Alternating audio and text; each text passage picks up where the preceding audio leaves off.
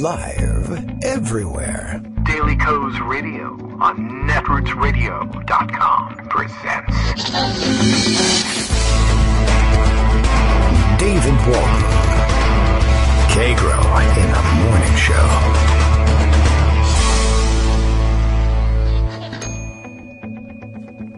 Now, here's David Waldman.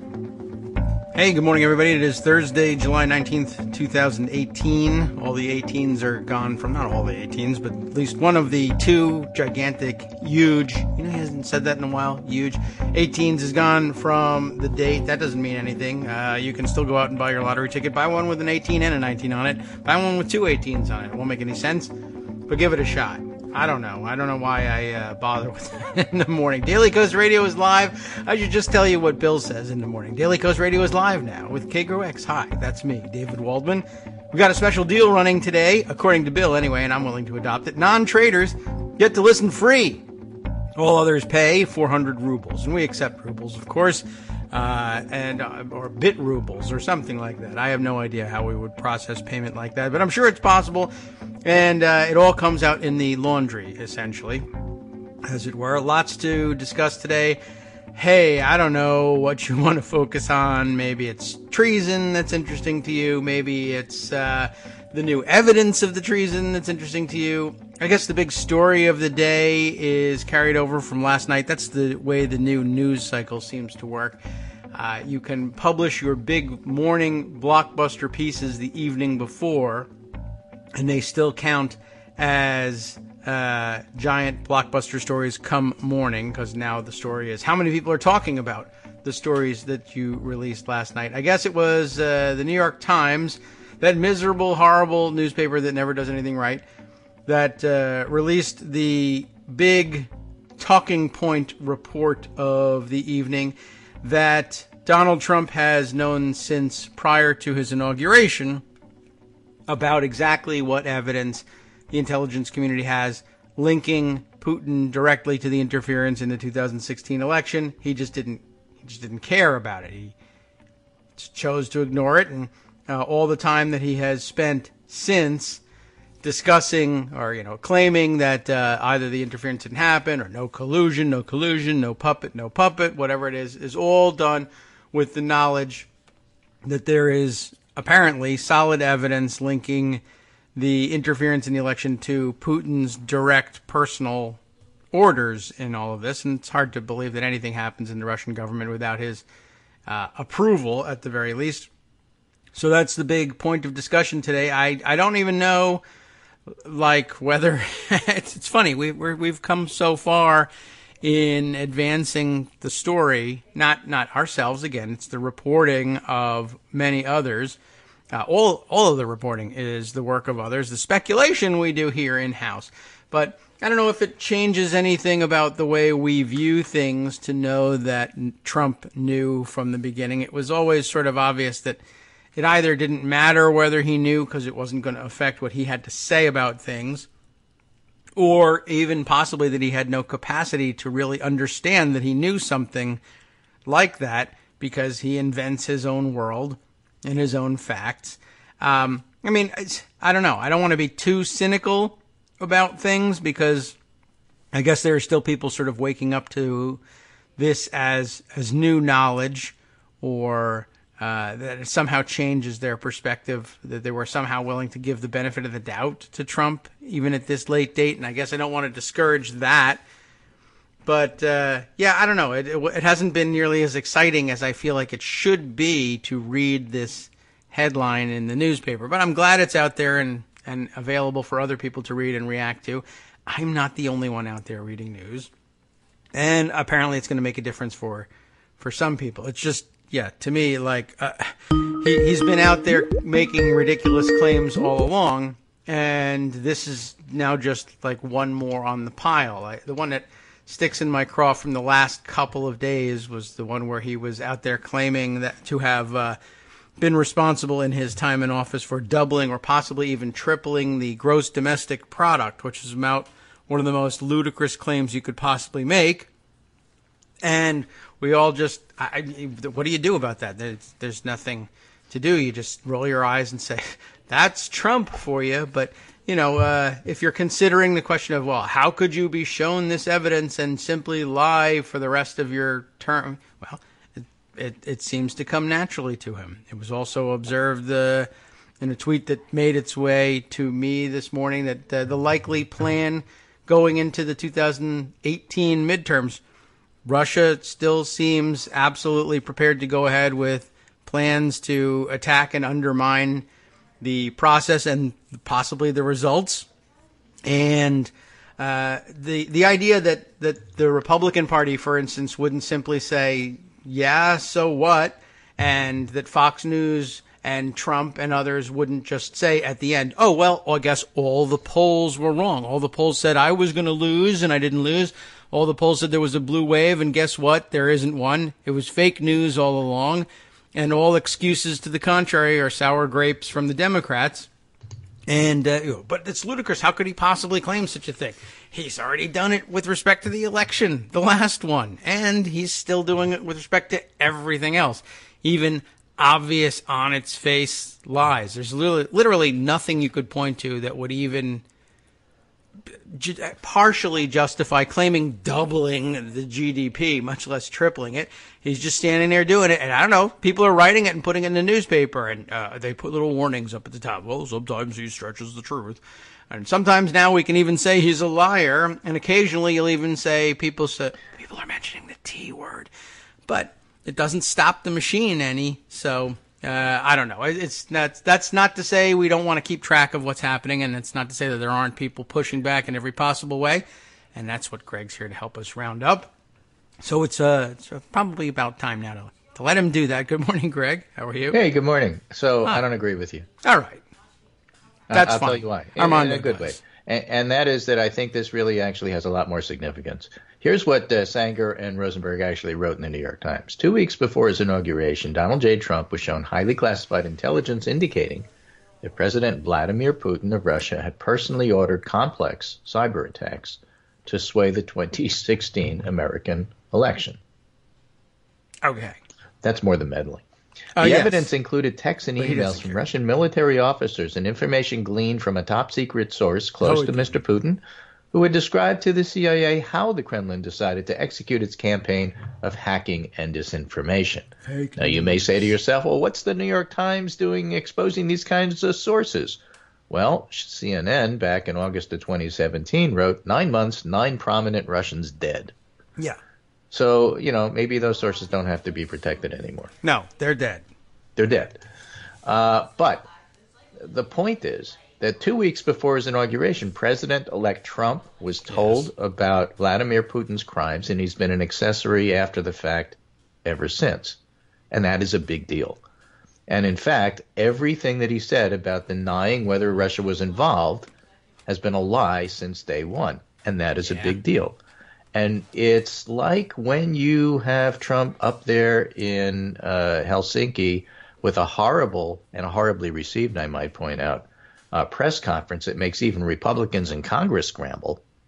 And then Trump tries to give them a fig leaf and then walks back the walk back after the walk back that was walked back. And now they don't even have the fig leaf. And so their response is stuff like Pat Roberts, hey, did you see what Trump said? Oh, I haven't had time to see it. Well, this is what he said. Well, it's not my purview. They really are shaken by this. And it's very difficult because this is where you have erosion on the margins of the Republican base, which is the only thing they care about. So you have several things going on making this a highly significant story. One is that it implicates the president as being accessory to the fact, after the fact. In other words, he knew and he's lying about it all along, and it's clear for everybody to see so that there's no denial anymore.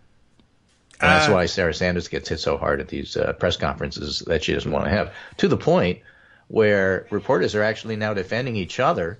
There was a great piece yesterday where Hallie Jackson from NBC was trying to ask a question, and Sarah Sanders was trying to avoid it and kept trying to call on Jordan Fabian from The Hill. And Jordan just said, well, I defer to Hallie. Let her finish asking her question. Now, if they did that all the time, Sarah Sanders would have no place to run. And so just like AP and Jonathan Lemire And Reuters got lauded for asking tough questions of Putin and Trump at the Helsinki press conference. When the press does its job, it's incredibly important because this particular White House responds really poorly to bad coverage. Yes. One of the things that we have been so mad about this entire year and some odd months is the NPR rationalization of whatever Trump does, there's some counter discussion about, well, it's not that bad, or you got to remember lots of people support him, all of that nonsense. I'm not saying put bad coverage and making it up. That's what Fox News does. I'm saying when what Trump does is bad, cover it as bad. Try not normalizing him. That's what happened this whole week. It really started with the baby jails. And ever since then, the press has been much tougher on him, and it has a huge difference because that's why Trump felt obligated to actually go back, like Charlottesville, and read this thing he didn't really believe, and everybody could see he didn't believe it, and then he walked it back. But when people see that, it changes minds. How do we know that? Because polling is out on that. All right. So very nice a series of polls. This starts with Axios showing a SurveyMonkey poll. Now, SurveyMonkey is very Trump-friendly. But what it shows is that whereas normally Trump gets 90% of support from GOP, do you approve or disapprove of the way Trump handled his press conference with Putin? 58% of the public disapproves, 40% approve. Republicans, it's 18 disapprove and 79% approve. 79% may sound like a big number, but it's usually 90.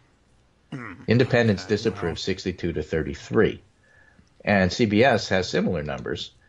In their numbers, approval is 32% of handling of the summit with Putin, and disapprove is 55. Amongst Republicans, it's 68% approve, and disapprove is 21. But you're getting minus 25, minus 33 in the two polls views by independents, who are the ones that matter and actually sway elections. So when you're less than 70% with your own shrinking base, again, a Hill story yesterday, pollster, GOP base is shrinking. When you are only at 68, 70% some odd with your shrinking base, that's actually a disaster. And so this is not playing. It's a slow motion disaster, unfortunately. It is. You won't see it until November. And then everybody will go, oh, my gosh, I didn't see this coming. Yeah, I mean, right. I guess assuming the normal situation where, you get to vote and those votes get counted, stuff like that. Stuff like that, like we're still a democracy. Yeah. So the whole idea, though, is that this stuff really does matter. It just, it's not like, oh, my goodness, there was a story in the New York Times, now Trump is resigning. That's not how it works. That's true. That will never be where it works.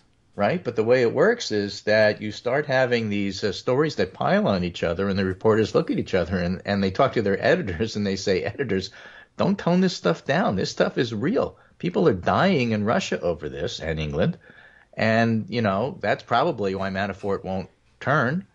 And so this stuff matters. And by the way, Mueller's not even dropped his third part of his report, which is which Americans were involved. So the idea that none of this has any effect just isn't true. Well, that's nice to know. It's just that, you have to wake up to the same president. And, I'm simply watching in terms of, will anything change in terms of the way things are run out of this White House? No.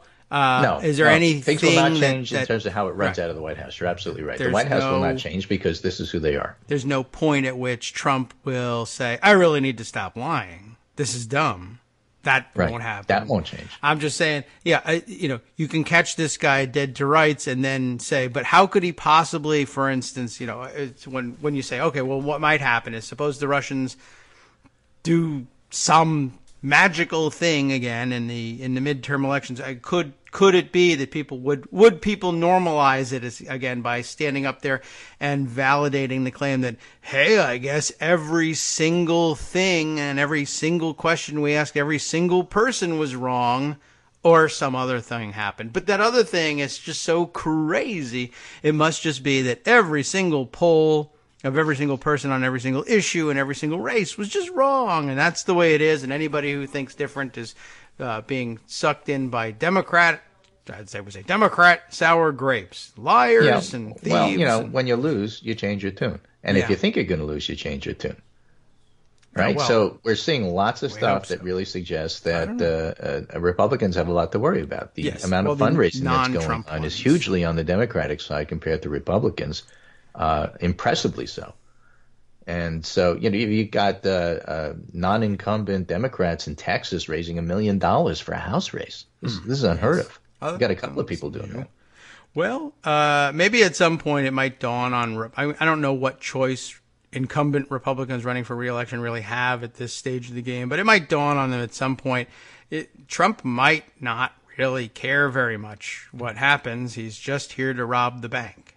Exactly. And there's all sorts of, everybody knows that privately, but they won't say it publicly, yada, yada, yada. Well, when you lose, it kind of focuses your head, I guess so. Well, we ought not to lose track of these people when they lose.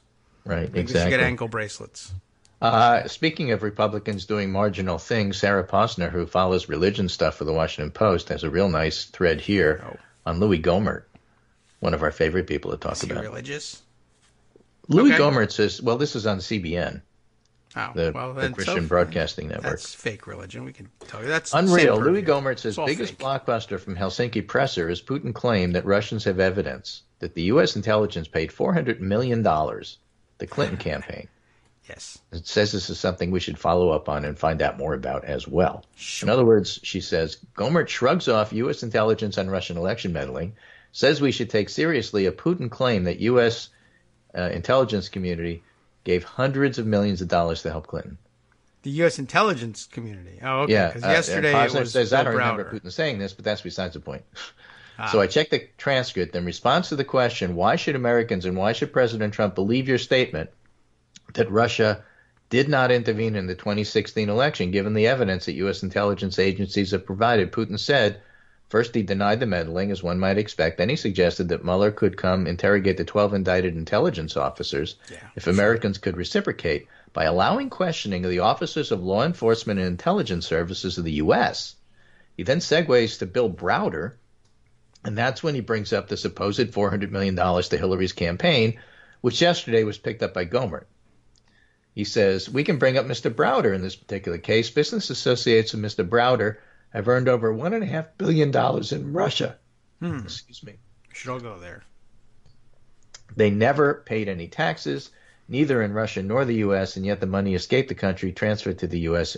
They sent a huge amount of money, $400 million, as a contribution to the campaign of Hillary Clinton. Yeah, sure. Well, that's a personal case. It might have been legal, the contribution, but the way the money was earned was illegal. So we have a solid reason to believe that some intelligence officers accompanied and guided these transactions, that we have an interest in questioning them. That could be a first step. We could also extend it. Options abound. There is, of course, no evidence of this, Posner says, but a sitting U.S. congressman appearing on a major Trump-friendly television network that reaches a big swath of Trump's evangelical base casts doubt on the U.S. intelligence community and props up Putin's conspiracy theory. And by the way, as part of that, Putin says, why don't you give us Bill Browder? We know what to do with him. And while you're at it, give us Mike McFaul, too, because we have a few words to say about him, too. Maybe he'll survive, maybe he won't. And Trump says, okay, well, we'll think about it. He doesn't say, no, we won't. And that has just engendered incredible amounts of outrage throughout the intelligence community and the diplomatic community around the world. Yes. In case anybody didn't pick up on it, Mike McFaul is the former U.S. ambassador to Russia. And, you know, I mean, aside from... Who questioned how democratic Putin's campaign was. Yes. Which is why Putin wants him That's dead. why he's angry about it. You remember, do not congratulate, and then it wasn't him that gave that instruction, but that's why we worry about Putin's election. He was worried about his previous election. Remember that scene from the original Star Wars in the cantina? Yes. Oh, be careful. You'll be dead. Yes. Well, that's true. That's likely what else would they do with him? And I think got to mention this briefly by the end of the show yesterday. I mean, it flies in the face of every single thing about the way diplomacy is conducted. You don't turn over ambassadors. They're generally immune from prosecution for almost anything anyway. And you don't turn over former ambassadors from previous administrations because you disagree with their politics either. But Wait a minute. It's not just former ambassadors. You'll appreciate this. Bill Browder writes, one of the other Americans Putin asked for in his quid pro quo with Trump in Helsinki. And by the way, that's what they talked about in their secret meeting, and that's why Trump didn't want anybody there. Right. But one of the other Americans Putin asked for in his quid pro quo with Trump in Helsinki in connection to the 12 GRU agents was Kyle Parker. Oh, yeah, Kyle Parker, you ask. Right. He's the congressional staffer who single-handedly drafted the Magnitsky Act that Putin hates so much.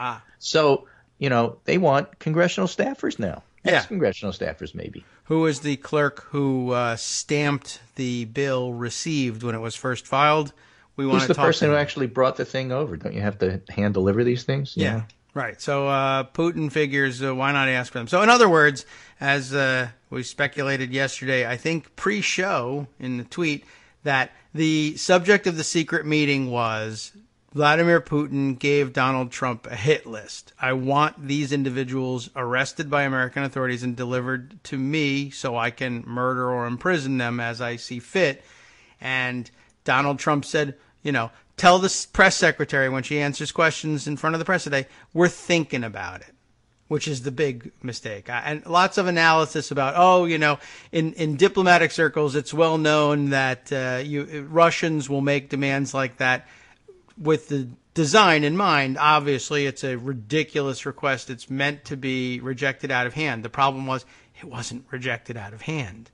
And that has as much to do with the fact that, Sarah Sanders' mission is simply to get up there and lie as much as possible just to get out of she had no idea about what was discussed, and she's got no briefing on it, and she has no plan to get any. She's and just the funny there to thing say is that whatever Trump is not going to get you in trouble. People aren't giving him credit for it because there was nobody there, so nobody knows. Well, that's your fault. You were supposed right. So apparently there was a language interpreter because I guess Putin, as part of his alpha male thing, wouldn't conduct the discussion in English. Right, and Trump doesn't understand English, so they had somebody to interpret it for him. So it wouldn't have made any difference either. I don't know what happened, but everything was huge. The guy translated He's not from saying English that to Queens, so Trump could understand it. Right. Understand this. I got your understanding right here. Yeah. Right? So the whole thing, though, was that this was 2.5 hours of Festivus. I guess. Feats of This is what I'm mad about. Right. They still don't recognize my crowd size or my hand size. And Putin said, I totally agree with you, Donald. Now give me these 12 people I'm mad at. Right. We got along great. He just kept giving me lists. I just want to talk to them a little. Yeah. One-on-one. Right. You can have them back after, like the North Koreans gave us, Right. I'll talk with them upstairs. You wait for them downstairs. When I'm done, I'll send them down to you. Exactly. By the way, nothing is happening with North Korea except that the sanctions are crumbling and they're now part of the grand stage, and there's been absolutely no effort whatsoever to do anything on denuclearization. So that's a complete abject failure, his so-called triumph. That's okay. And the same, but the difference is how the press covered it. The press gave him a pass on that, but they're not giving him a pass on Helsinki. And the obvious difference, that's why I go back to how the press covers him, is so frickin' important. Oh. Yes, it is. We were very upset about it. It's getting better. I suppose that's true. I wonder what they're doing over there in North Korea. Nobody knows. Are they just, that's true. I'm trying to guess, what would I do is this a time to be aggressive, or is this a time to just be let's go on doing what we were doing or rebuild your economy, get the sanctions to crumble, and, get money back into the system. So meanwhile, there's this poll out from IOP saying 28% of young voters say they will certainly vote in the 2018 midterms, and people are getting all upset about that. But it's only one poll. A recent poll conducted by AP and University of Chicago found that 32% of young voters would certainly vote, and 56% were likely to. Okay. And another poll found that 48% of young voters were absolutely certain they'd vote in the midterms. Why are these numbers important? Because the under 30 usual midterm turnout is between 18 and 35%. In fact, 4 years ago, it was closer to 13%. So a 28% turnout would be double that. It'd be way above average. It would certainly make a big difference. And there's data to suggest, for example, that young voter registration is highest in the swing states. So, there's a lot of good news out there that Republicans are doing their best to be Pat Robertson, ignore and say it's not my purview, except come November, it's going to be. Okay. Well, I hope it works out, and I hope they don't put any polonium in the avocado toast. And well, they can't do it for everybody. I guess not. There's not enough avocados for one thing. Yeah, this Novichok stuff really comes in little tiny perfume bottles, so there really isn't enough to hit all the millennials at the same time. Yes. Well, I guess. They'll be trying to step up their production, or they could just put something good on TV. Well, that's why they want to get rid of sanctions, right? I don't know why they want to get rid of sanctions, except again, just one more piece of good news just before the break. This is from The Hill. Pollster, that's Lee Mirengoff from Marist, a pretty good pollster, said on Wednesday that Republicans are in danger ahead of November's midterm because they have a shrinking base. In addition to Trump's approval rating, and by the way, only now, Friday and beyond, tomorrow and beyond, are polling numbers that you get going to reflect exactly the mess that you saw at the beginning of the week. It just takes time for this stuff to circulate through. Okay. In addition to President Trump's approval rating, it's the damaged brand right now, and that's what the Republicans have to worry about. Mirengoff told Hill TV's Joe Concha, a right-wing nutjob who works for The Hill, on what America's thinking. I have a funny one for you after the break on what America's thinking. The base is shrinking because there's fewer Republicans. The base is more solid than it was, but there's fewer of them. Not less of them, but fewer of them. Let's get that right. The University of Virginia Center for Politics detailed party registration last week and found there were nearly 12 million more registered Democrats and Republicans across 31 states and the District of Columbia. That is, in those states where you can actually get registration data available. The analysis also found that 40% of all voters in party registration states are Democrats, 29% are Republicans. Gallup polling found the same thing. Okay. Well, we have to wait again. But you know what? The base. Sorry, I was thinking that the base might actually be shrinking. There might actually be less of them if they're older voters. That kind of happens. Fewer of them. The fewer number. I think they're also physically shrinking. I think less of them, but there are fewer of them. Well, that's well put. We'll be right back. Hi, everybody. It's me, David. Let's change things up from the old fundraising pitch for just a minute and talk instead about how you can be a part of our show. If you've got a smartphone or any other electronic recording device, why not sit down and record a segment for us? Read us an important article and give us your take. Read one of your own original essays, or even just give us your commentary on something you'd like to share that's important to you. Then send the file to me at kagrox@gmail.com, and I'll try and work it into the show. Short segments, a few minutes in length, are easiest to fit in. And of course, I can't always guarantee that I'll be able to play everything, but if you've ever shouted at your radio or TV about something you wish was being covered, here's your chance to change that. Make the show your own. Send your submissions to me at kagrox@gmail.com.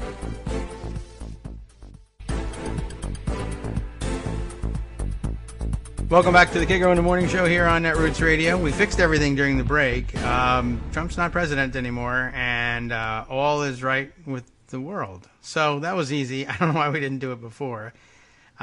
News breaking, though, during the break, which I guess is appropriate, that the Democrats in Congress, and in particular Adam Schiff, he gets the headline this morning, and I knew yesterday they were already talking about this, but now we have the headline to prove it.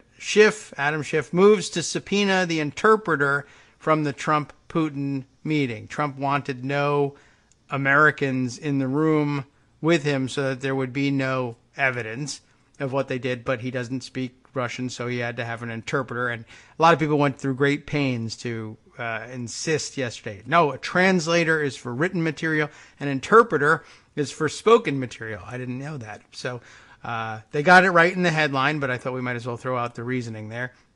And Schiff, of course, can't issue subpoenas on his own, and it'll be subject to the veto of Republicans on the committee.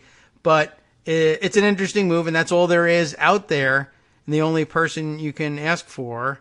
I don't know whether they would be able to get that person to testify, even if they were in the majority. That would be real interesting to see what sort of privileges were available to that person to avoid the subpoena. But it's still interesting to watch. It's just weird. There's just nothing this guy can do to avoid having people issue subpoenas, because wherever he went, he lied. I'd like to know who heard his lies. Well, that's the thing. She was the only person in the room. And she does work for the people, and therefore, in theory, you could subpoena her. In practice, they'll say, no, executive privilege, and normally that would be what you do. But in this particular case, everybody can understand that as a national security threat, you need to understand what it is that Trump and Putin talked about in their 2.5 hours of Festivus. Why? Like for example, what if Putin told Trump that he would make all of the evidence about interfering with the election disappear if Trump gives him Alaska? Right. And Trump said yes. I would. And then Putin announces, he said yes. I mean, he's already announced they have security arrangements that they agreed to. What are they? No one knows, including the Americans in the room, by the way. Trump wouldn't understand it if you told him, and though the interpreter might, I don't know that Putin told him anything. Right. So. And I was telling David during the break, it's one of the funny things is that we've always been annoyed at AP and some of these other services for simply repeating whatever it is that Trump and Sarah Sanders lie about. Yeah, you APs. And so we're always yelling at them to not be stenographers. But it turns out the stenographers actually have gotten a bad rap. Here we have a former White House stenographer quit her job because she said Trump lies all the time. So we find that stenographers are doing a better job about telling us that Trump lies than the mainstream media is sometimes. Well, if they just do their job and literally write down everything he says, I suppose they're going to expose some lies at some point. But what does the White House stenographer do? We don't get to see those. Or are they the people who take transcripts of phone calls? When do we hear about them? I never hear. You get the transcripts of what this foreign leader said and what that foreign leader said. Somebody's writing it down. Okay. Well, she is, but yeah. So I haven't read the story. I just saw that happened. And is she saying that I would write down what they said, but then Donald Trump would come out and say they said something other than what I wrote down? Were they forcing her to change transcripts? I'm not clear on what. I'll have to read it. That would be a good idea. She says, as a stenographer, she was tasked with providing an accurate transcript of conversations involving the president. She described her position as the first line of defense against the press by making sure the president wasn't misquoted. But that strategy was scrapped when Trump took office.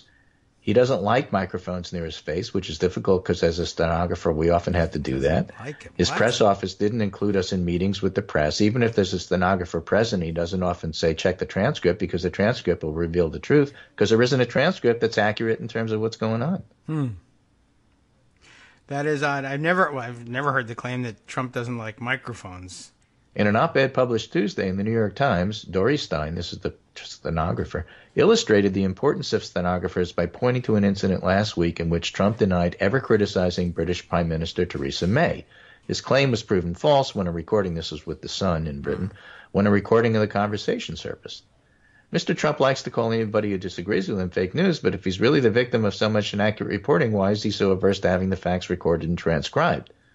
It's clear White House stenographers do not serve his administration, but rather his adversary, the truth. No. So this is a problem, of course. And, the bigger picture, if you step back and look at the meta picture, it's really this. Trump is terrified that the American public will see his presidency as illegitimate because he wasn't really elected fairly. That's what all this comes down to. Oh. And all he's doing this week is giving people the grounds to think that, he probably wasn't elected fairly. It does start to feel like that, doesn't it? And that's why stuff like that New York Times story matters so much. It just, feeds that perception that he can't handle the truth. Oh, he won't have stenographers around him. That. And if somebody tells him that Putin interfered with the election, didn't meddle, interfered with the election, not by changing vote totals, by having a very heavily promoted keep in the vote to try to get marginal voters not to vote, and that affected the election and may have affected his win, he can't handle that. He psychologically cannot handle that, and so he denies it. But by denying it, he's lying. And by lying, he's an accessory after the fact of a crime. Yes. And, of course, he may have been a prime mover of the crime to begin with, but we don't know that. That might have been, or it might have been people around him and he accepted it. We don't know. That's where Mueller comes in. But I'm just trying to put the best possible look at it. The worst possible look is he asked for it, which, by the way, we know he did. WikiLeaks. If you, Russia, if you have those 30,000 emails, go get them for me. And on that day, they tried to break into Clinton's server. What a coincidence. Yes, that does seem to be a little Was he asking for something he already knew they were trying to get, or was it an ask and then that somehow they were just like ready to pounce? Yeah. Either way, Well, I guess either way, the more likely thing is he can't keep his mouth shut, and he already knew there was an attempt that was going to happen. Yeah. And he was either giving a signal or reporting what he thought was already going to happen. This sounds like conspiracy theory stuff, but according to the New York Times, he knew about this. Yeah, well, I mean, as much as he can know about anything, I guess. Ultimately, I suppose his defense is, I'm not really idiot, that smart. right? I didn't know anything. The guy is illegitimate and stole the election, but my defense is I'm an idiot and I didn't really understand what was going on. Great. That's so good. That's really what we're down to here, Yeah, I guess so. I think I did see, is it Tony Schwartz, the name of the guy who wrote the art of the deal? I thought I saw him this morning just sort of commenting on the situation and saying, Trump is at this point is like literally in his own world. He's just got no connection to reality whatsoever, and his feeling is that makes the Republicans scramble to clean it up, which is again why this whole week has been so incredible. Yeah, well, maybe I guess so. I have a feeling a lot of them live in their own realities too. I didn't not do this, and Marco Rubio said, "Good enough for me." Why not? Why not? I guess that's like living in your own world too. Would or wouldn't? Which word are you taking him at? Yeah, whatever he's got, whatever he's saying now, I'll take that. But that's the benign reaction to it. Let me show you this Brandon Friedman series of tweets here about a fellow named Michael Scheuer, Scheuer, former senior CIA official and New York Times bestselling author of Imperial Hubris, who is calling for Trump supporters to kill Trump opponents. I just thought I should tell you this. I'll look out for that. A Republican citizenry's greatest last resort duty is to kill those seeking to impose tyranny. What a great... As this week's end, it seems likely that this is quite near time for killing those involved in the multiple and clearly delineated attempts to stage a coup d'etat against the legitimately elected Trump government and thereby kill our republic. Okay. There's that word legitimate again. Right. That is at the base, at the bottom of all of Trump's maneuvering. He is afraid that people will see him as illegitimate and act accordingly. Dave Weigel retweeted this and said, "This isn't hyperbole. Scheuer literally fantasizes here about well-armed citizens who voted for Trump murdering his critics, including the Obamas and all the mainstream media." Yes. And in another post, Scheuer speculates that wealthy Jewish Americans and the foreign-born Obama are trying to undermine democracy. Okay, well, we better get started then. So we have to have a real clear-eyed view of who that base that still supports him really is. I guess so. I mean, I don't even know if that's support or not. But minus the word Trump, I don't know if I could. I could see a lot of people agreeing with the idea that it's quite near time for killing those involved in the multiple and clearly delineated attempts to stage a coup d'etat against the legitimate government of this country. It's the inclusion of Trump as that government that troubles me. I don't think that's the person who's legitimately at the head of the government. But, we like to shy away a little bit for show once in a while from calls for violence and mass elimination. But really, that would be not on the program here. At least don't talk about the quiet stuff out loud. Right. So, I'm just saying the guy's got a point, but it's not the one he thinks. But I don't want to end my segment on a down note, so let's look at National Journal here. This is Josh Krasauer. Wave alert, House Democrats setting fundraising records. I referred to this earlier. Republicans are getting beaten badly on the financial front. It's an ominous sign for the chance of holding a House majority. This is Josh Krasauer, who's hardly a Democratic cheerleader. Yes, he's not one. He's not one. So he goes through all the numbers and says, in the roller coaster ride that's the Trump presidency, this has been a disastrous summer for Republicans. The backlash against his administration's draconian family separation policy cost the party support among moderate suburbanites. The president's disgraceful summit with Russian President Vladimir Putin threatens to hurt him with soft Republicans, ordinarily willing to cut him some slack. Add the eye-popping Democratic fundraising figures to the picture, and the odds of a significant Democratic wave are increasing yet again. All right. Where are you, Krasauer? I don't see his... It's a paywall thing, so I didn't send it to you, but I can if you wish. Well, sure, and that way people who decide they want to pay money for Josh Kraushaar will know where to go. He if you wait for his tweets, he will occasionally tweet his things so you can read it without a paywall. But right. I'll give you what he had. If you all want to do it, I mean, if you want to help him build the wall, then go ahead. And you'll pay for it. And you'll pay for it. So even Mexicans. But there are some other pieces out there talking about how a lot of different factors, whether it's the generic ballot, the fundraising, the numbers about the right track, wrong track. There's a whole lot of things coming together to make it look like that the Democratic wave is quite real. Okay. I hope we all don't get killed by, what's his name? Yeah. And his friends. By the way, poorly armed Trump supporters could probably also kill you if they put their minds to it. I don't want to encourage gun sales here. You guys can do it with crude weapons like rocks and sticks if you want. I just want to keep the stock price on the gun companies down. Here's a piece you might enjoy, just because you like odd stuff. No. Right? You know that Russian spy that was trying to infiltrate the NRA, the honeypot? That one? Yeah. Remember that one? Sure. So the person that she was cohabitating with was a Republican operative by the name of Paul Ericson. Yes. Right? So this is a piece from the Rapid City Journal, back home, talking about who the heck he is. Oh, all right. Russia probed just another chapter in South Dakotans' unusual life. South Dakotans. Yeah, so I'm going to leave you at that one. All right. Yeah, let's look at that. You might have fun with that. And I think I'll just call it quits for there. I think there's a whole lot going on. Slow news day, slow news week, but, a couple of articles here and there that our readers and our listeners might find interesting. Yes. And with that, this is Greg Dworkin speaking to, one thing I should add also that's kind of interesting, and that is the Republicans are getting real upset about the idea that premiums are going to go up on everybody's health insurance, and they feel like they might be held responsible for it for some reason. So they're trying to pass a few fig leaf bills. I don't know if you enjoy it. John McCarter went over that yesterday. I didn't get a chance to listen. Fig leaf bills. No. Well, I don't. You know what? I'm confused. What we discussed yesterday. But no, I don't think we talked about their late scramble on this, and maybe that'll be a good topic for next Wednesday. But yeah, let's take a look at it. I do have that in the roundup. It's from the Hill. All right. Another sign of the danger Republicans see from rising premiums, House Ways and Means Committee Chairman Kevin Brady said this week GOP lawmakers are exploring ways to restart key Obamacare payments that the Trump administration abruptly suspended earlier this month.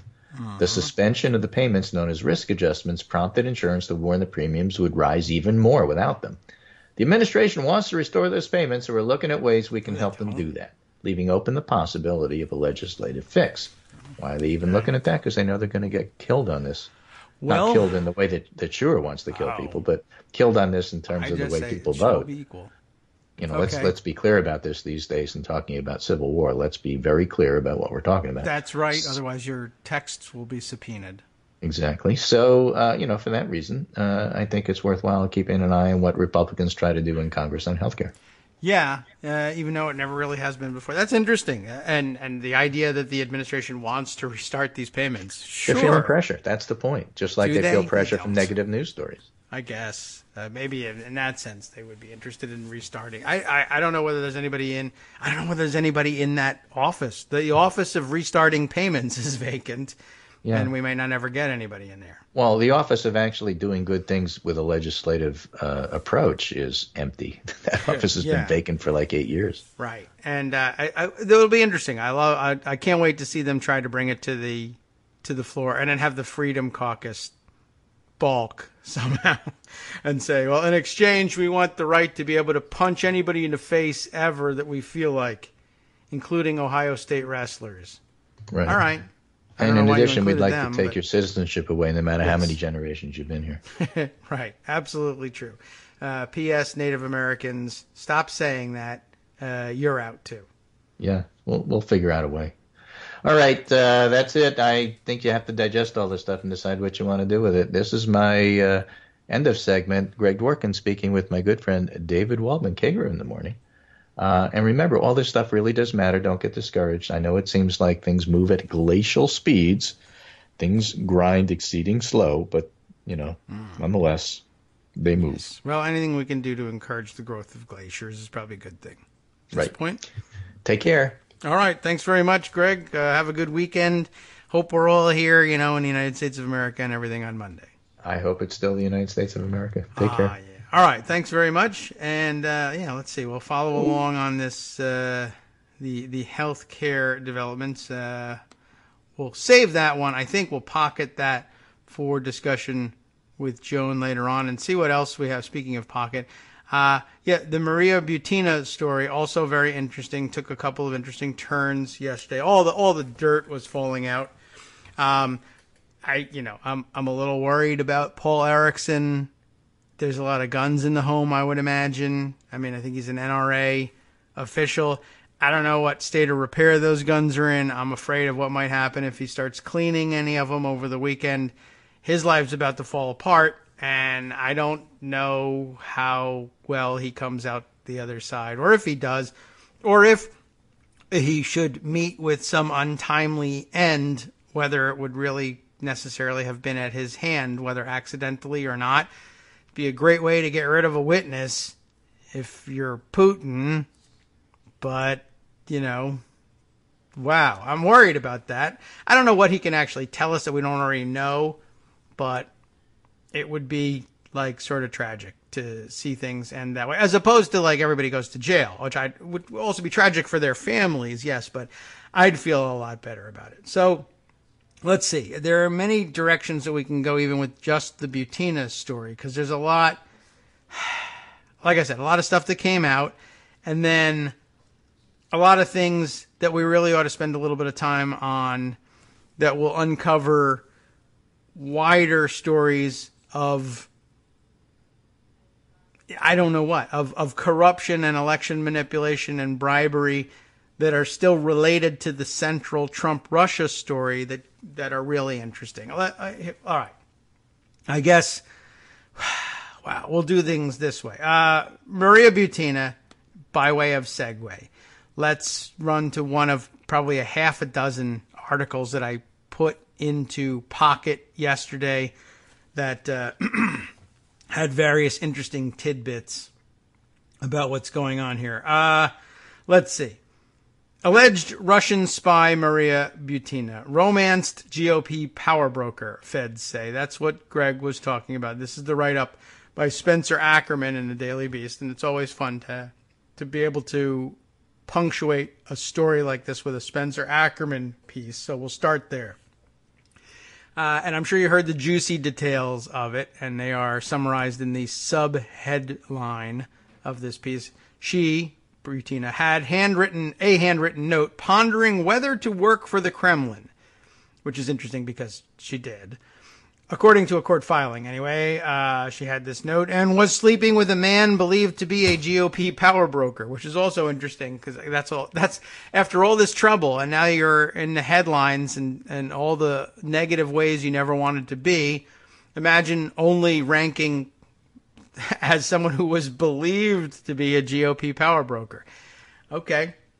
I don't even know in what spirit that's offered. Is it like we're not sure whether he's really powerful enough to be a power broker, or is he someone that got to sleep with Maria Butina because she thought he was a GOP power broker? I'm not 100% clear. Let's see if the answers are in the article. Maria Butina, whose years-long mission, and she's really not that old, whose years-long mission to build ties between Russia, the National Rifle Association, and by the way, I've had such fun with the fact that the Russian Cyrillic alphabet has letters which look like backwards N's and backwards R's, and using them in NRA as hashtags on Twitter. It's fun. And then I was trying to decide whether regular N and just the backwards R and then a regular A was enough, or is it overkill to use both that backward thing that looks like a backwards N and the backwards R? The finer points of this comedy escaped me. Maria Butina, whose years-long mission to build ties between Russia, the NRA, and the Republican Party, the NRA and Republican Party came as a package, really. You didn't have to build those ties, led to her arrest this week. And guess what? She has ties to Russian intelligence, federal prosecutors alleged on Wednesday. Among documents uncovered in Butina's apartment, it's one of the things that happens to you when you get arrested. They look at the papers in your apartment.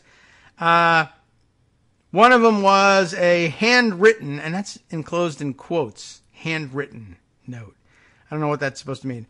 Asking, quote, how to respond to FSB offer, that's the intelligence services in Russia, FSB offer of employment.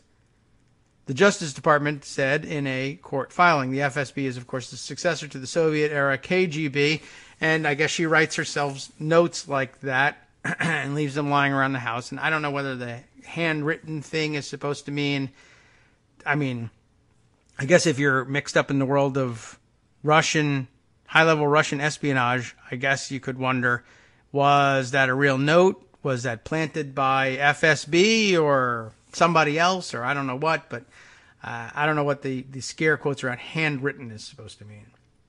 Butina's mentor, the pro-Russian, pro-Putin Russian politician Alexander Torshin, we've mentioned him before in connection with all of this, even guffawed. He even guffawed. Can you imagine the audacity of his guffawing over Butina's emerging political notoriety last year by comparing her to Anna Chapman. Gee whiz, what it's an interesting comparison there. Another young Russian woman living in the United States who was arrested in a major 2010 spy ring breakup. And if that doesn't ring bells for anybody or everybody, we've mentioned her before. We brought her name back up at the beginning of all of this Russia stuff and every once in a while since, and reminded everybody that she's, in fact, though she's old news, she's possibly, in some ways, still relevant to all this. Remember that she was arrested and then exchanged in a spy swap, and for their part, the Russians, in response to our delivering up Anna Chapman and I think something like 10, 11 maybe, other Russian agents arrested in what we called the illegals program. Very interesting. Although maybe it was their term for it, the illegals program. Anyway, we rounded them up, arrested them, and then swapped them. And some of the people we got back from Russia were is it Skripal? Is that their last name? The father and daughter who very recently were subject to the poison attacks over in the UK. And we might have just heard their names for the first time in connection with these poison attacks. They were the people who got swapped for Anna Chapman. So it's not just that she's old news. And by the way, Anna Chapman, if you look her up, she's still alive and running around, and she's back in Russia and enjoying some success as a commentator and fashion model and, who knows whatever else she's doing to earn a living these days, but she seems to be doing just fine. Lots of pictures of her still out there on the internet, and of late she too has taken up a practice of posing seductively with large firearms. She knows, it's very clear to Russians everywhere probably, and certainly Russians within a certain segment of the intelligence world, that American men are very easily manipulated by pictures, well, obviously by pictures of women they find attractive, but in addition, guns. That seems to work for a very specific demographic, and not geniuses, I guess I should say. Not many of them, I don't think, in that demographic. So it's a pretty simple formula, and I think they're enjoying a lot of success with it. It's just interesting that, one, she's connected to this story because of this Skripal connection, and two, that whatever else she's doing in her life, even if she thinks she has nothing to do with infiltrating American circles again, posing with guns all over the place, I don't think it was something that was typically done in Russia. It seems very American-focused, even though she's not working here anymore. But, by the way, we've never been able to establish any sort of connection between her directly and Donald Trump. But I got to say that I'll remind everybody that when she was here, her cover story, essentially, where'd they plant her? In the middle of New York City in the early 2000s, right? She was arrested in 2010 and then swapped away. So from, the late 90s up through 2010 or so, she's lurking around in Western circles. Part of that is in New York City, working in high-end real estate and condo sales. And I'm supposed to believe that this woman never runs into or has any interaction with or attempts to make any interaction with Donald Trump. That there's been no evidence presented of that, but it's not a very heavily researched period of time. And I don't think anybody contemporaneously thought to look for any connections between her and Trump. So maybe it could be that there's some information out there still yet to be uncovered. Anyway, we're still not done with Butina. And we're not done with getting the information on Butina's relationships with Paul Ericson and others. But we left off talking about her mentor, pro-Putin Russian politician Alexander Torshin, and his laughing about her new political notoriety in comparison to Anna Chapman. Are your admirers asking for your autographs yet? You have upstaged Anna Chapman. She poses with toy pistols while you are being published with real ones. I don't know if that's such a, does she care about that? A Russian official believed to be Torshin told her in March 2017, prosecutors claimed. All right, well, about time for our next break. We'll continue on with this article on the other side and get in a couple more comments from this. Based on the Russian officials' comments, the court, they are urged, should conclude the defendant is considered to be on a par with other covert Russian agents, prosecutors contended. And by the way, there was some dispute in arresting her about whether or not she constituted a flight risk, which is really a rather amazing conclusion to reach for somebody that you think is a Russian spy. In all the movies, that's what they do. And they have all sorts of outrageous gadgets to help them flee. But it's pretty likely that somebody being accused of a Russian agent who still has ties to Russia will just take off for Russia. But don't forget, she should also be considered heavily armed and dangerous. So you should be approached with caution and maybe with guns drawn. I don't know whether they did that in her arrest, but certainly worth thinking about in the future.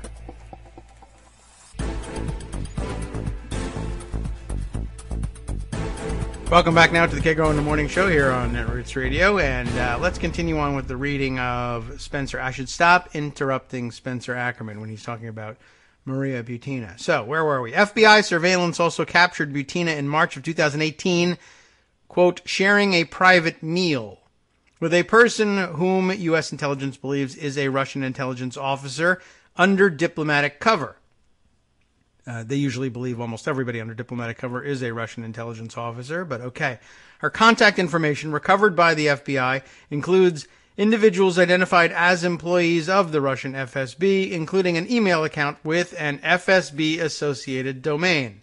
You don't want to be using the Alexander Torshin at fsb.gov email if you can avoid it. Prosecutors issued the filing to argue that Butina ought to be locked up ahead of her trial for allegedly being an undeclared agent of the Russian Federation, owing to what they contend is a substantial risk she will flee the country. Yeah. Her Washington, D.C. apartment's lease expires at the end of the month. I think she probably would have fled anyway, but okay. And her belongings are packed, quote, in a manner consistent, unquote, with a move, they contended, and she had taken steps to acquire a visa permitting her to travel outside the country.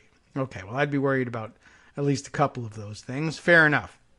Butina's major U.S. political contact and apparent lover, yes, allegedly visited the U-Haul truck rental facility the day before her arrest, suggesting for the first time a rationale for the timing of her arrest the day before a high-profile Donald Trump-Vladimir Putin summit in Helsinki. Although I would just caution that U-Haul truck rental is not frequently a method by which Russian spies will flee back to Russia. It's a tough drive. And if you're going to be waiting around for the Bering Strait ice bridge to refreeze, it's going to take a while. And by the way, that's the basis on which all Native Americans are going to be expelled from the country and stripped of their citizenship too. You came here from Asia originally, and sure, that was before us, but time has no meaning. So thank you very much. And also, I tripled the GDP. All right, that explains that anyway. But okay, you could flee to Canada, but I don't know if they'd be very helpful. You could flee to Mexico. You could flee to Canada. You could drive into the ocean. I suppose that's always a possibility too. You could set all your belongings on fire in a U-Haul truck just as easily as anything else, too. The revelation of Butina's arrest and charging this week opened another front in a multifaceted saga of Russian influence in American politics. While Butina and her alleged work on behalf of Russia touched the Trump campaign, she sure did, she tried to set up a 2016 meeting between Trump and Putin in 2015, prompted Trump to say he would get along very nicely with Putin. That was where she posed as a journalist and was mysteriously called on quite at random from the podium by Donald Trump, who never calls on reporters at random, but happened to call on Maria Butina somehow, which of course suggests a whole other avenue of inquiry. Who is it and why is it that his awareness of her presence was presented to him, and why did he agree to do that? And by the way, I've seen the video of their exchange, and here's something I wasn't counting on. This is from 2015. He appears to be considerably more coherent and fluent and eloquent almost by comparison to where he is now. I think there's been some major degeneration. We were always marveling over how badly his speech had degenerated in 2016 as compared to his congressional testimonies offered in the 1990s, and that was very noticeable. But it seems to me that there's even a very significant degradation as between 2015 and 2016, quite honestly, unless maybe election handlers, like legitimate election handlers, if he has any, I'm not saying Russian handlers, might have worked hard to dumb down his speech by 2016. That's a possibility, but it seems more cognitive than anything else. Anyway, so yeah, there was that time during which he answered her question and said he would get along very nicely with Putin. Other problems, her activities in America apparently went deeper, through essentially infiltrating the NRA over her stated interest in Russian gun rights. And the N in the NRA is supposed to refer to this nation, but whatever. Butina sought to use the supremely influential U.S. gun lobby to pivot U.S. right-wing politics in a pro-Russia direction, and they've done a great job of it. That and FBI affidavit alleged on Monday. But Butina's principal Russian liaison wasn't known to be an intelligence official. Instead, it was a man identified in court documents only as a Russian official, but who was widely understood to be Torshin, a former Russian elected official from Putin's United Russia party. Torshin, the Daily Beast reported Tuesday, met in August 2015 with pro-Russia GOP Congressman Dana Rohrabacher, someone to whom the affidavit alludes but did not name. Only now, federal prosecutors allege that Butina has substantial ties to Russian intelligence as well, deepening the intrigue around the young Russian widely seen around D.C. and the potential legal liability for her numerous American contacts in the NRA and GOP politics. In an October 2016 exchange with the official believed to be Torshin, Butina assessed the downsides of public exposure over a Russian-U.S. friendship society. Butina said that private clubs like Mar-a-Lago and quite, and it gets a little sick there, private clubs and quite, she meant quiet, influence on people making decisions is the trend, according to prosecutors. So, of course, they went the opposite direction, but okay. Russians are not subtle, I guess. The Russian official replied, "You probably shouldn't be going as an observer from Russia. The risk of provocation is too high and the media hype which comes after it."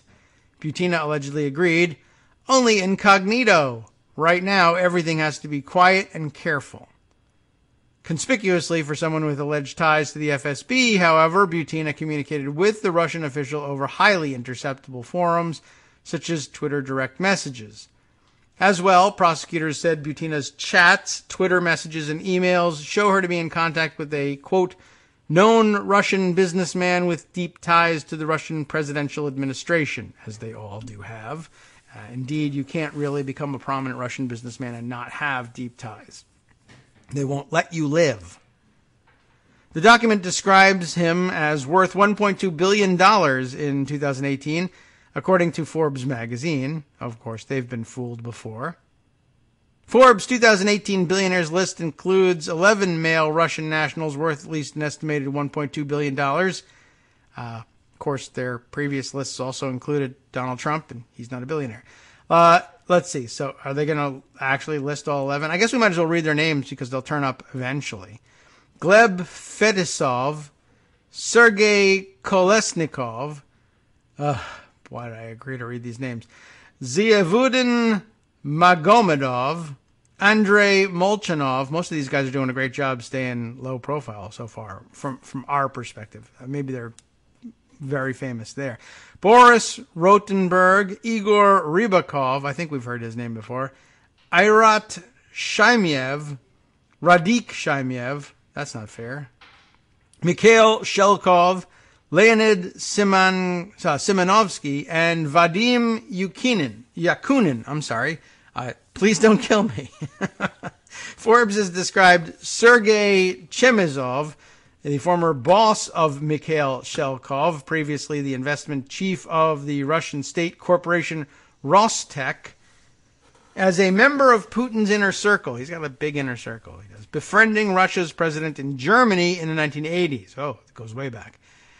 Another of the $1.2 billion Forbes members, Boris Rotenberg, is described as a close friend and old judo sparring partner of Vladimir Putin.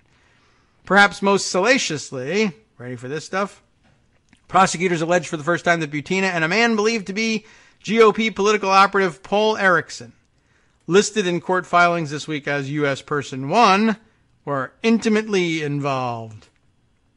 Through U.S. Person 1, Butina obtained what prosecutors call an extensive network of right-wing political figures. In Monday's affidavit, the FBI claimed the person believed to be Ericson boasted, "No one, certainly not the official Russian Federation public relations representative in New York, could build a better list." But on Wednesday, prosecutors alleged what was in it for Person 1. Butina, age 29, and U.S. Person 1, age 56, are believed to have cohabitated, and that's a nice word for you-know-what, and been involved in a personal relationship, that's a nicer word for you-know-what, during the course of Butina's activities in the United States. And what activities they were. Embarrassingly, though, for that person, prosecutors charged that Butina viewed their relationship as, quote, simply a necessary aspect of her activities. On another occasion, Butina allegedly offered a different person sex in exchange for a position with a special interest organization. I'd be curious to know which one. And in papers, prosecutors say they obtained, Butina allegedly expressed disdain for continuing to cohabitate with U.S. Person 1. And U.S. Person 1, not a terribly attractive 56-year-old man all by himself, but maybe he had a stellar personality, so I could see why he might feel insulted by that. So that's the juicy stuff. And then there's a lot more. I don't even know exactly where to go next. Let's see. There's a couple more pieces to this puzzle, and let me just check and tug on a couple of threads here and see if I can identify. I want to make sure about all the material that I have got that relates to this. And let's see. Should I just go straight over to this? Let's see. Yeah, let's go this direction. We made mention yesterday of Jeff Charlotte's investigations, long-running investigation and documentation of the activities that take place at the National Prayer Breakfast, and in particular of the activities of the family, as they call themselves, which is ominous and weird all by itself, who conduct these National Prayer Breakfasts. And I'm not even sure how often they have these things, and I've never really been clear on what exactly they were doing. But Jeff tells a story, and the story has merit and is further explained. In case I'll read you Jeff's what I have put aside recently of Jeff's that has to do with this, and then we'll see whether we need a Vox explainer of any of it. But it occurs to me that this is a very different bent on what she was doing. This is real interesting. And this came from a series of tweets from Jeff yesterday. Maria Butina is not the first time that the family has been involved in an actual legal conspiracy. We jumped ahead slightly here, but based on what we were reading from Jeff on yesterday's show, Maria Butina, one of the weird places that she did show up, we still don't know.